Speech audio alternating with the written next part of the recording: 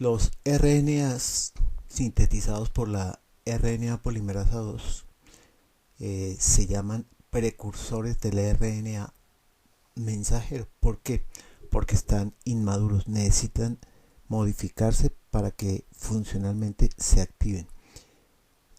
Estos pre-mRNAs presentan una serie de modificaciones post-transcripcionales, como por ejemplo el capping, la polianilación y el splicing. Entonces en el capping nos están mostrando que en el extremo 5' del RNA se le agrega una guanosina en dirección 5', 5'. Posteriormente esta guanosina se ventila en su nitrógeno 7, entonces por eso es una 7-metilguanosina. Esta 7-metilguanosina se agrega para proteger el extremo 5' de los RNA mensajeros para que no sea degradado por exonucleasas 5', 3', y también para facilitar el proceso de traducción y exportar los RNA mensajeros desde el núcleo hacia el citosol. El proceso de polianilación ocurre en el extremo 3' de los RNA mensajeros. Entonces hacia el extremo 3' hay una secuencia que se llama la secuencia señal de polianilación, que es reconocida por un complejo de proteínas que aquí no especifican en este libro, pero que ya se conocen, y por una secuencia de SE, es decir, una secuencia o elemento corriente abajo, que es una secuencia rica en guarinas y en uracilos. Entonces nos dicen que más o menos a una distancia corriente abajo de 10 a 35 nucleótidos de la secuencia de polianilación, una enzima corta y otra enzima agrega aproximadamente de 50 a 100 adeninas. Esta polianilación también se hace para que se unan proteínas a las poliadeninas, proteínas de unión a adeninas. Esto también evita la degradación de los RNA mensajeros por exonucleasas 3', 5' y facilita exportar los RNA mensajeros desde el núcleo hacia el citosol. En esta parte de la diapositiva nos muestran el uso alternativo de sitios de polianilación. Entonces nos dicen, en un RNA mensajero pueden, hacia el extremo 3' pueden haber dos sitios alternativos de polianilación.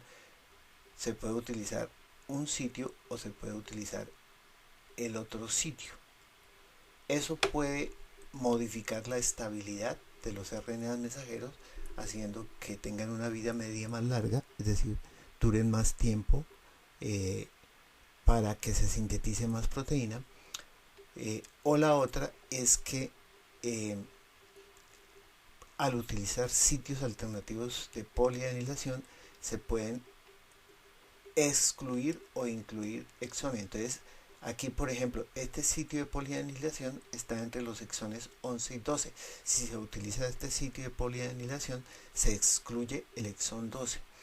Si se utiliza este sitio de polianilación que se encuentra corriente abajo del exón 12, entonces en el RNA mensajero se incluyen los exones 11 y 12. Es decir, la secuencia de aminoácidos de la proteína va a cambiar y por lo tanto las dos proteínas que se sintetizan son dos proteínas diferentes.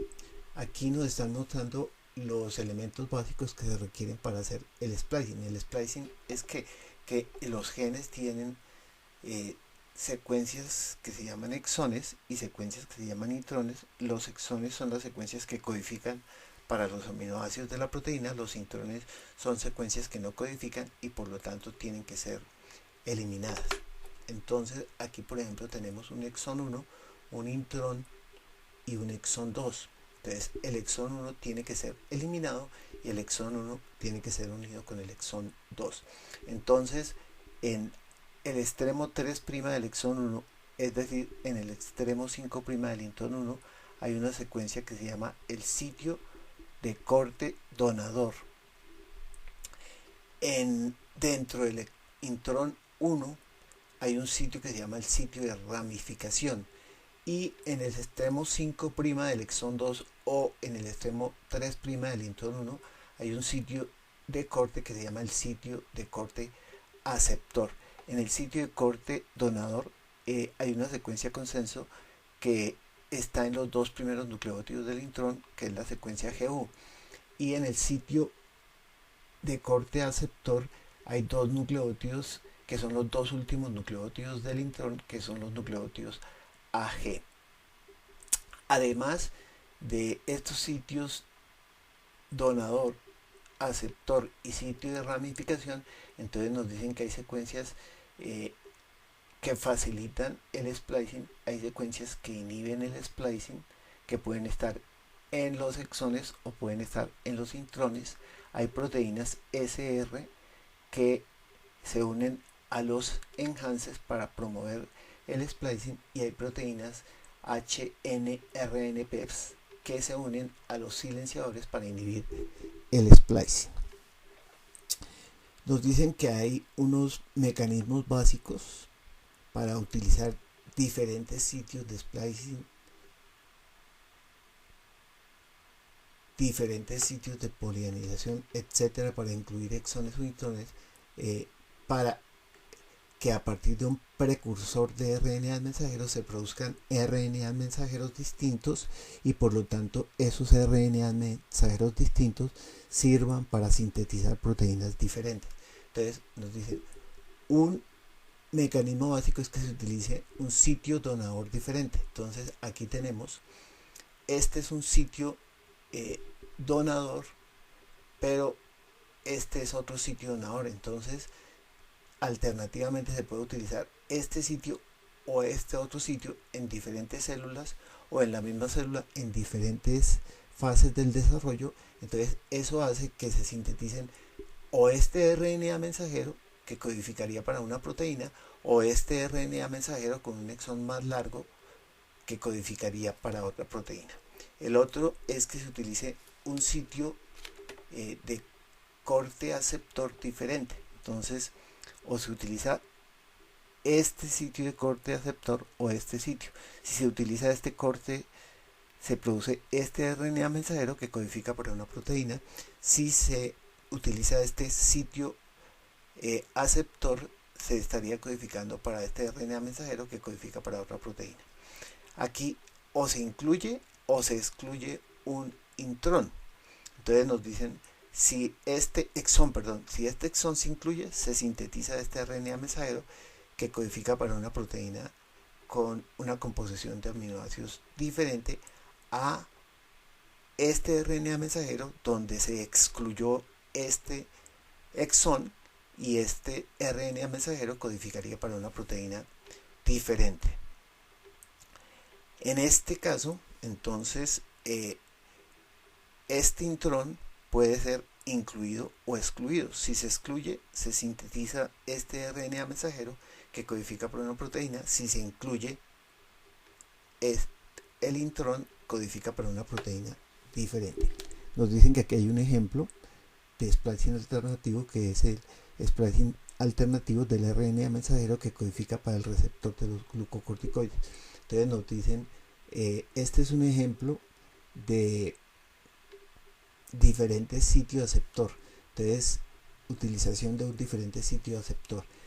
Entonces, si se utiliza este sitio aceptor, entonces se sintetiza este RNA mensajero que codifica para un receptor alfa del cortisol, que sí une cortisol. Si no se utiliza este sitio aceptor, si no se utiliza este otro sitio aceptor, este codifica para el receptor beta del cortisol y este no une cortisol. Entonces aquí estaría, digamos, un dogma central de biología. Entonces hay un gen, hay una cadena que se codifica, esta cadena que codifica se transcribe, se produce un RNA precursor o inmaduro, presenta modificaciones post-transcripcionales como el capping, la polianilación y el splicing, y una vez se produce un RNA mensajero maduro, ese RNA mensajero maduro se transporta del núcleo del citosol y en el citosol se traduce para sintetizar una proteína. Aquí nos están mostrando cómo debe haber capping para que se unan proteínas específicas al capping. Debe haber polianilación para que se una la proteína de unión a las poliadeninas. Debe haber splicing, entonces se une un complejo entre la unión de los exones. Todas estas modificaciones son necesarias para que los RNAs mensajeros maduros se transporten desde el núcleo hacia el citosol.